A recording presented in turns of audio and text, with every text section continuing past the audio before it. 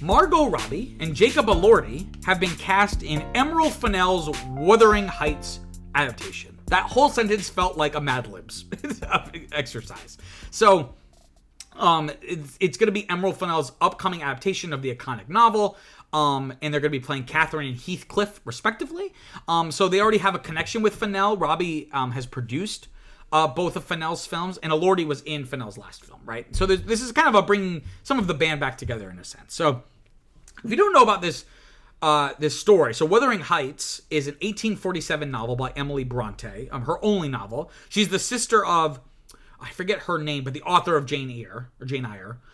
So a lot of imagine being parents and two of your daughters are produce some of the most celebrated literary works in the English language, right? Two of them, you got two. I think there was a third sister. I wonder if she did anything. So here's like a little bit of a description of the novel from Wikipedia. Wikipedia says that it, quote, concerns two families of the landed gentry living on the West Yorkshire moors, the Earnshaws and the Lintons, and their turbulent relationships with the Earnshaw's foster son, Heathcliff, who's, end quote, who's going to be played by Elordi.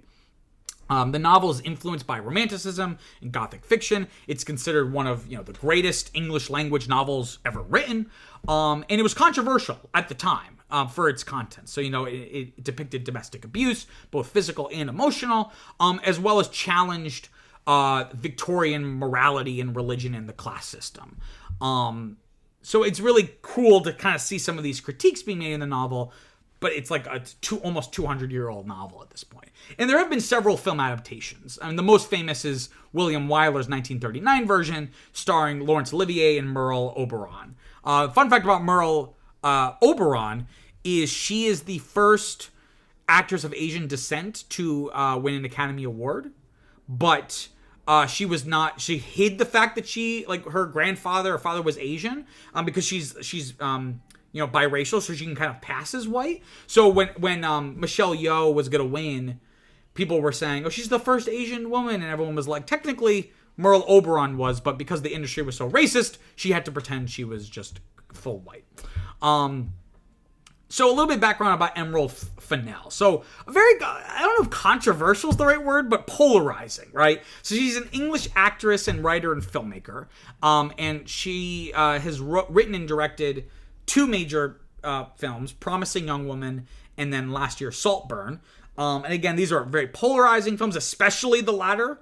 And she's been criticized for being kind of like a faux intellectual. Her work, the work thinking it's smarter than it is. Saltburn, I think, is a little pleased with itself and kind of thinks it's like this really inspired artistic expression, and I think it's kind of just silly and dumb. But So she already kind of has this reputation. And she's actually spoken about Wuthering Heights in the past as being a source of inspiration for partially for Saltburn. I guess this idea of like the British upper class, right? And we have a quote from her here saying, quote, there's a scene in Wuthering Heights after Kathy dies, spoiler alert, when Heathcliff digs down to her coffin and tries to get to her. It's very clear what he's intending to do, which is to, at the very least, touch her, kiss her. So it's part of the Gothic tradition that sex and death are kind of intertwined, end quote. And of course, if you've seen Saltburn, you see the parallels with a little scene in that movie where Barry Keoghan, to put it cleanly, pleasures himself on the grave of Jacob Elordi's character, right? So there's a little bit of a connection there.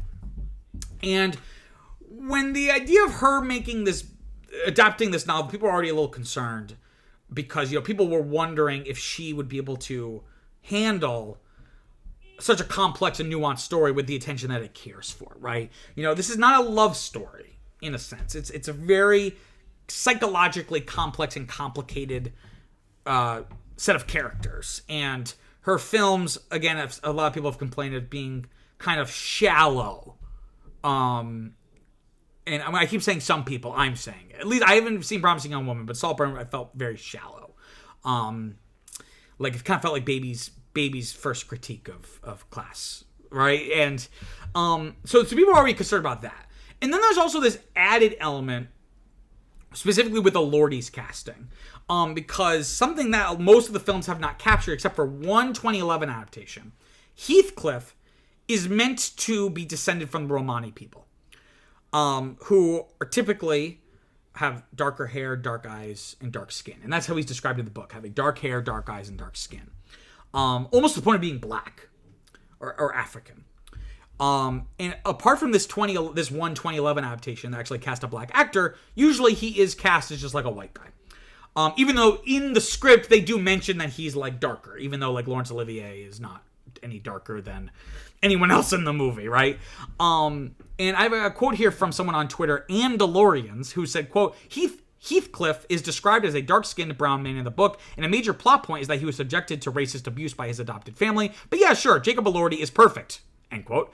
Obviously a little bit of sarcasm there, right? Because, and this is the second time this year that we've gotten a casting announcement about a traditionally Romani character being cast with a white guy. Because we have Robert Downey Jr. playing Victor Von Doom, aka Dr. Doom, in the upcoming Avengers movie, right?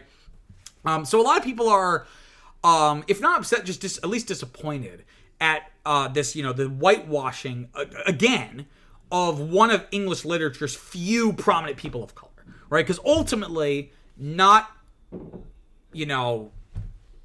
because marginalized communities were gatekept out for so long, that we're only now getting, ultimately, if you were to make, a list of, the greatest English language novels, a small percentage of them are going to be about marginalized communities. It's not because books about not marginalized communities are worse. It's just that we haven't had enough time to write more of those stories, right? So we have this character who's part of the definitive English canon, literary canon, undisputed, this character, and you're just going to cast a white guy, right? And again, it raises the questions about Fennell's maturity to handle material, right? And again, the character's been whitewashed in the past, but of course it was in 1939, because what else? Well, obviously was not going to be played by a dark-skinned actor or a black actor. But it's not 1939, it's 2024, or 2025 or 6 by the time this comes out. So, I think she should do better. And then furthermore, I just feel like Robbie and Elordi are just not good picks for those characters. And also there's a huge age gap between the two of them, and I'm not sure if there's meant to be an age gap in the novel. So I'll reserve my judgment on that respect, but I just feel like this isn't really good. I mean, I like both of these actors, but it just seems like they got them because they're big stars, not because who would be the best to play these characters. Wow, what an interesting story. I'm sure you have some thoughts about the topic, so comment below, let me know what you think. Also, don't forget to like and subscribe. It really, really helps people find the channel and makes me feel all warm inside. Until next time, I'm Peter Mancuso. Peace out.